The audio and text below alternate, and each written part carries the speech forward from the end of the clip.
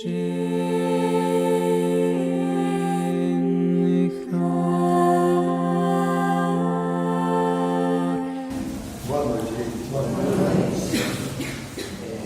em quando acontecem esses imprevistos e aí a gente tem que aproveitar da melhor maneira possível. Imprevisto para nós, né?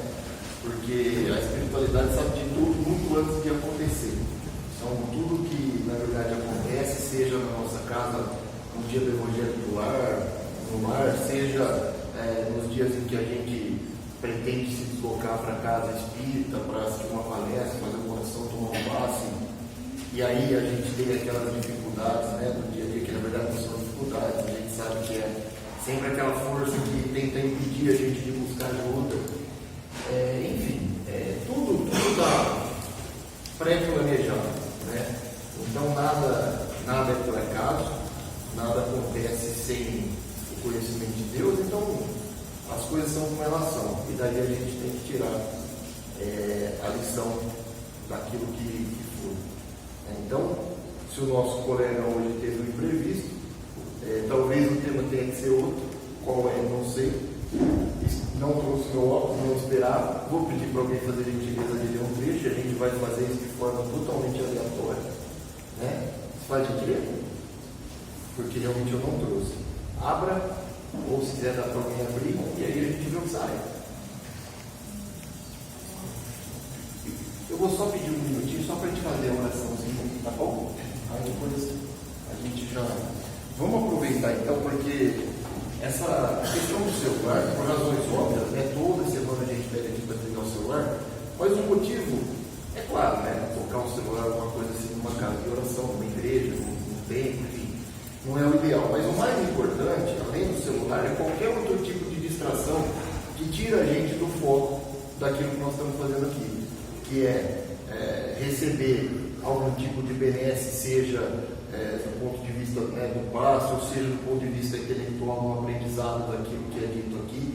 Então, tudo aquilo que desvia a gente do foco, a gente precisa tentar impedir. E vocês não tenham a menor dúvida de que quando a gente se recorre, ou tenta recorrer à oração, à ajuda, a força contrária que tenta fazer a gente se manter distante disso, ela é tão ou mais forte do que aquela força que fez com que a gente procurasse uma casa de oração, uma ajuda, seja ela qual for.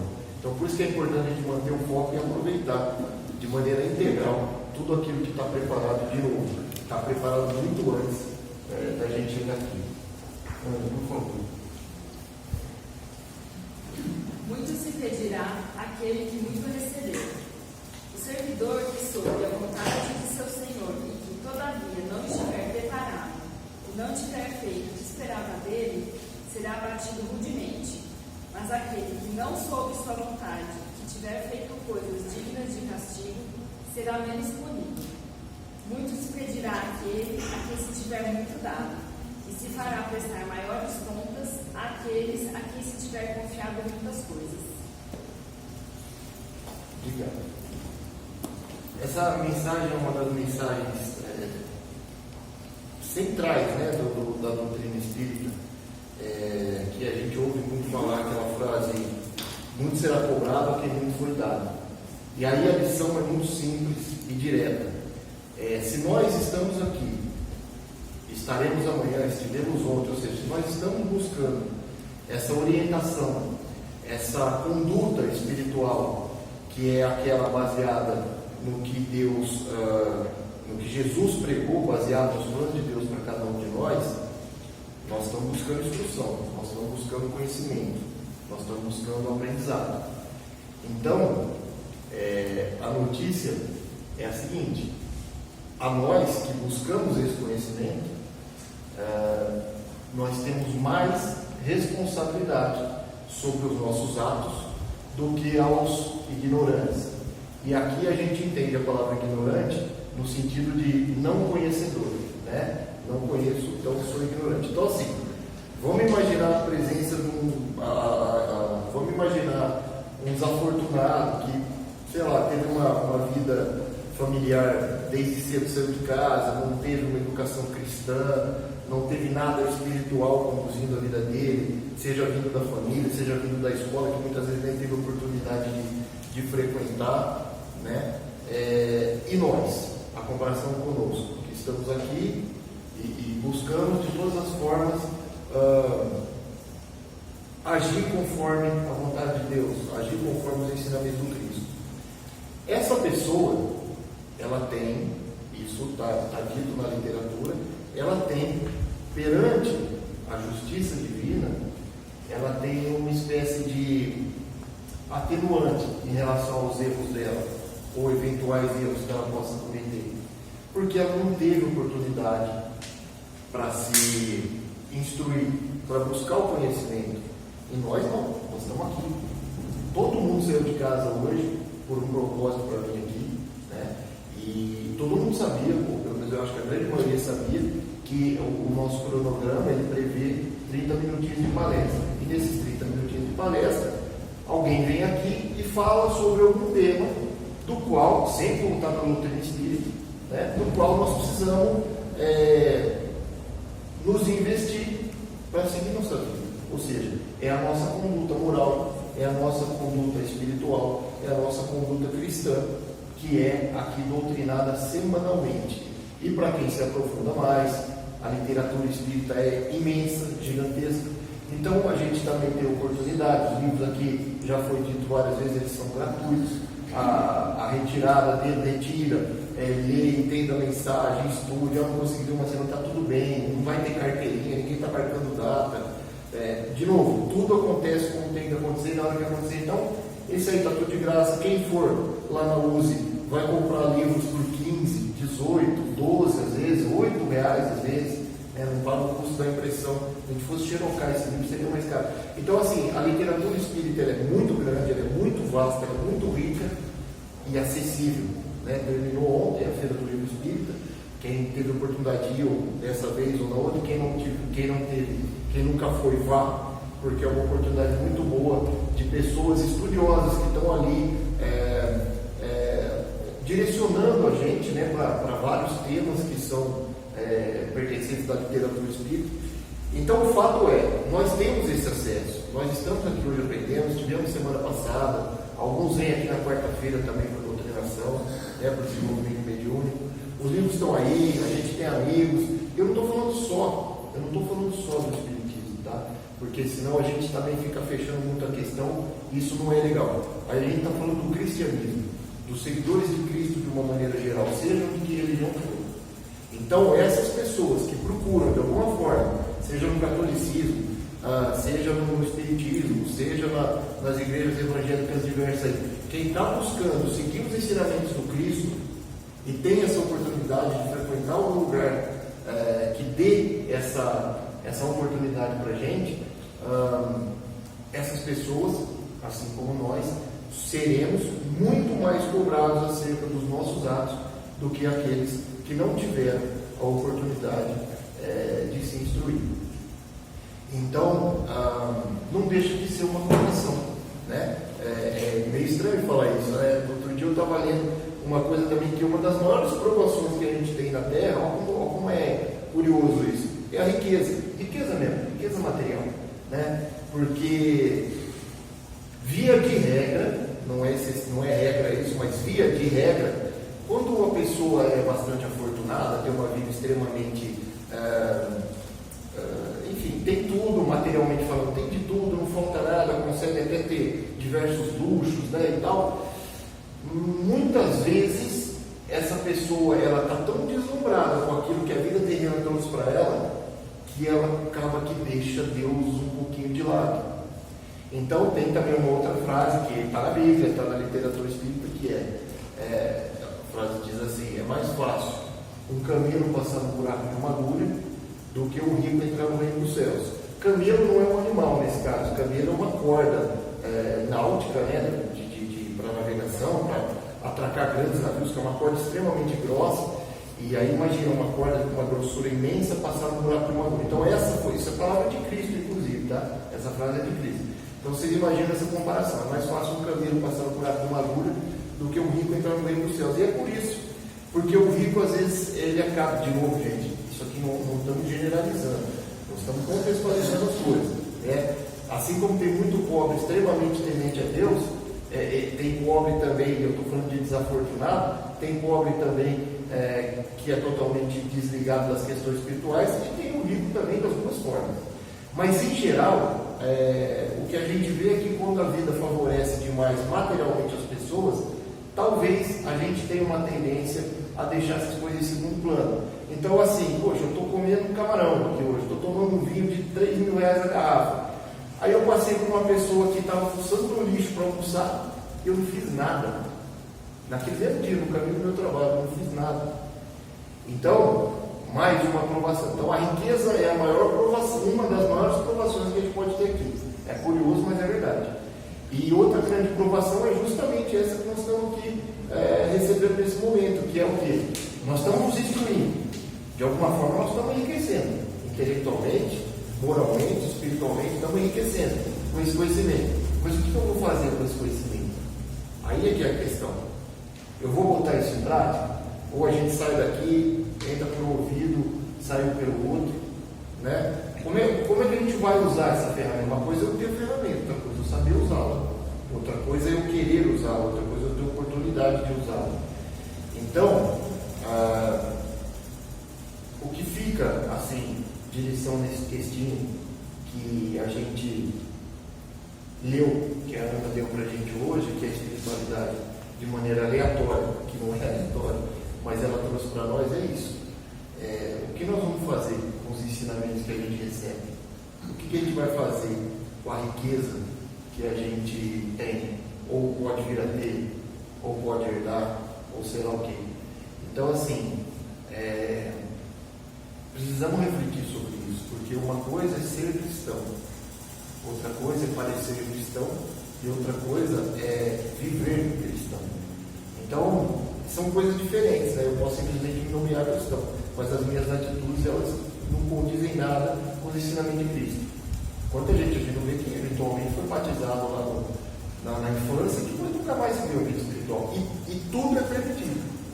Tudo é permitido através do livre-arbítrio, né? Cada um pode fazer o que quiser, tudo, absolutamente tudo. Tudo, qualquer. Por mais que a gente tenha lá os 10 mandamentos que norteiam a nossa vida cristã, a gente ainda pode fazer tudo o contrário do que está lá. Eu posso matar, eu posso cometer adultério, eu posso atentar contra Deus, eu posso fazer tudo aquilo. E Deus me permite. Não vai vir uma força divina aqui e vai me impedir de fazer isso. Embora eu sei que seria errado. Só que aí tem a colheita. Como diria Chico, né? A semeadura é livre, mas a colheita é obrigatória. Ou seja, Deus não é bom, Deus não é mau, Deus é. Deus não castiga, Deus não recompensa, Deus é justo. Só isso. Deus é justo. A cada um conforme as suas atitudes. Tem uma outra frase que eu gosto muito também, que muitas pessoas a gente vê diariamente reclamando da vida. E Chico, nossa, eu sinto muito Chico porque é maravilhoso. A gente aqui, a grande maioria de nós, né? Tem algumas pessoas mais jovens, talvez não, mas a grande maioria de nós, a gente tem tido a oportunidade de nascer no mesmo país, de um ser iluminado como Chico Xavier, de ter pisado na mesma época, né, do tempo, nesse planeta Terra que esse homem pisou, é uma dádiva que nós precisamos ter orgulho disso. E Chico dizia assim, a pessoa está reclamando muito, né? Chico dizia assim, olha, você está reclamando da colheita, começa a observar a semeadura. Porque é isso. É isso.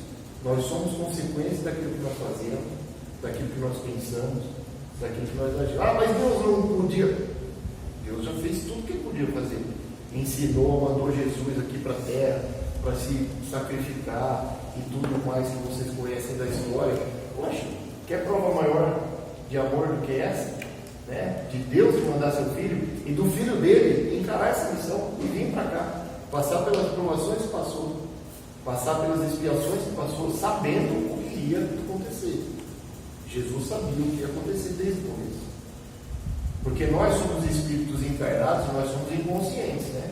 Quando nós, na nossa vinda, nesta vinda e outros também, nós sabíamos o que nós estaríamos vindo aqui para expiar, né? o que nós estaríamos vindo aqui para aprender? O que nós estaríamos vindo aqui para passar? Né? Então, isso lá do encontro do Espírito. Quando a gente encarna, naturalmente, nós nos desligamos dessa consciência do plano espiritual, porque senão as nossas provações elas perderiam o valor. Né? Eu costumo sempre falar aqui também, igual quando a gente estudava, ou quem ainda estuda, quando a gente faz uma prova, que a gente tem que passar o fim de semana inteiro lá estudando, e aí depois tem a prova, e aí a gente tira 9,5, 9,8, 10 na prova. Ou aquele professor que pega e fala assim, hoje a prova é com consulta. Então assim, qual prova tem mais valor?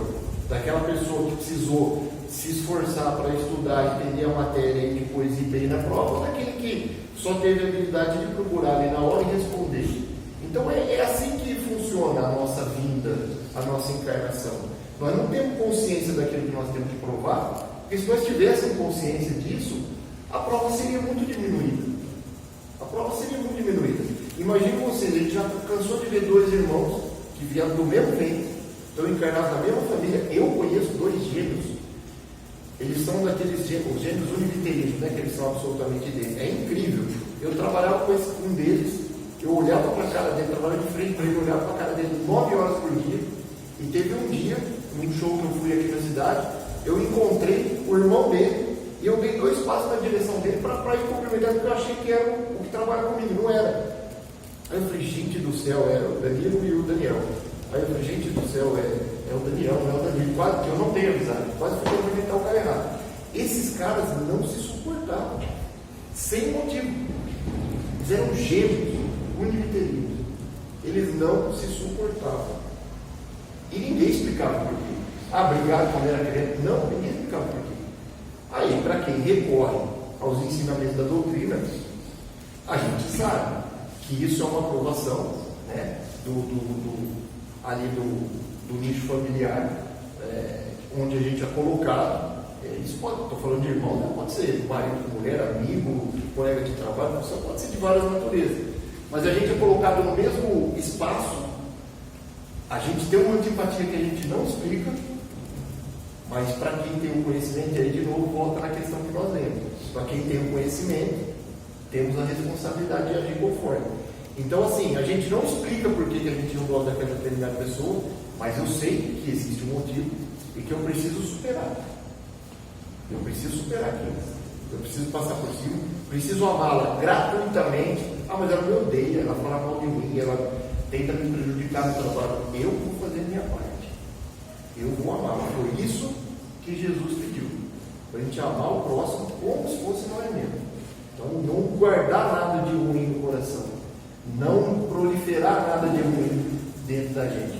Então, a gente não precisa saber o porquê. Agora, seria muito simples, porém de valor menor, se alguém chegar e falar assim, olha, você não gosta dela, tá tudo bem, mas você se comprometeu a vir passar por cima disso, dá um jeitinho aí. Aí ela está consciente da missão. Está consciente da missão. Por mais esforço que ela fizesse para tentar passar por cima dessa divergência e passar a amar a semelhante, a irmã que está do lado dela, é uma coisa que foi dita para ela de maneira clara. Então, assim, não é a forma mais natural de fazer as coisas, né? E o plano de Deus é assim, ele é natural. Eu não gosto daquela pessoa, ela está me prejudicando, mas hoje à noite eu vou rezar para ela. Rezar para ela, sim, vou rezar para ela.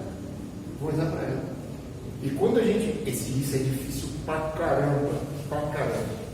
A gente tem, às vezes, uma das experiências que eu, pelo menos que na minha modéstia opinião, a mais difícil é a questão profissional. A pessoa te prejudica, a pessoa fala mal de você, ela me dá risada amarela na sua frente, você sabe, tem gente do seu convívio que está falando, fulano está fazendo isso, está falando aquilo, aí ela vem te dar tapinha nas costas, essa situação é horrível. Aí você chegar de noite e rezar por aquela pessoa é difícil pra caramba. É difícil pra caramba. Mas é nessa dificuldade que mora a gente fazer aquilo que nós precisamos fazer. A gente ser aquilo que nós precisamos ser. A gente passar por aquilo que nós precisamos passar. Ninguém nunca disse que ia ser fácil. Nunca disse. Mas a gente tem inúmeros meios para facilitar isso, como esse que a gente está tendo aqui agora, essa oportunidade de conversar sobre o Evangelho, né? Sobre as coisas que estão ditas, e no caso do Evangelho estão até interpretadas, né? Para a gente, o Evangelho, segundo o Espiritismo, é uma interpretação bíblica, né? Então a gente tem a passagem, sempre, o livro todo, é a passagem bíblica e os comentários, às vezes de Kardec, às vezes de algum espírito, sempre interpretando as Escrituras. Então, tudo é lição. Tudo é lição. Então, gente, acho que assim, se a gente fosse sintetizar tudo numa frase só, o que foi reservado para a gente conversar essa noite, seria exatamente o que a Ana leu. Muito será dado, ou muito será cobrado a quem muito foi dado. Então, se nós estamos aqui ouvindo tudo isso, colocando isso na mente, entendendo, está todo mundo aqui entendendo, graças a Deus, está todo mundo aqui entendendo. Então, se a gente sai daqui e faz diferente, a nossa cobrança é muito maior do que aquele irmãozinho que não teve oportunidade de estar aqui ou de estar em nenhum outro núcleo religioso que dissesse para ele qual seria o caminho certo. Isso vai ser um atenuante para ele perante Deus, lá na hora do julgamentinho dele. Mas nós não. Nós estamos sendo instruídos, nós estamos buscando essa instrução voluntariamente. Ninguém está aqui forçado, todo mundo veio aqui de forma voluntária, né? Alguns pela primeira vez, outros já retornando, graças a Deus, bastante. A gente espera que os que estão aqui pela primeira vez retornem sempre também, sempre de maneira espontânea, sempre de maneira livre, mas com a consciência de que tudo aquilo que é aprendido aqui é cobrado lá fora, de que a gente pratique, de que a gente seja, tá bom?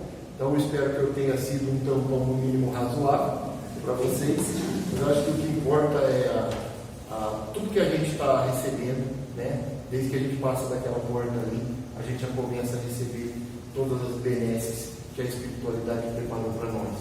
Então, que todos nós tenhamos uma semana abençoada, cheia de paz, luz, bênçãos de Deus. E mais do que isso, que essas bênçãos e todas essas coisas boas que a gente recebe aqui nessa noite, que às vezes é o nosso único momento de encontro com Deus, espero que todo mundo tenha o hábito de rezar 2 vezes por dia, mas se na vida corrida esse aqui for o nosso único momento semanal de encontro com Deus, eu espero que tudo que você receba, tudo que a gente receba aqui, a gente possa compartilhar com as pessoas que passarem pela nossa vida, através de um abraço, através de um aperto de mão, através de um pensamento só que a gente direcionar para aquela pessoa, desejando o bem, desejando o melhor, né?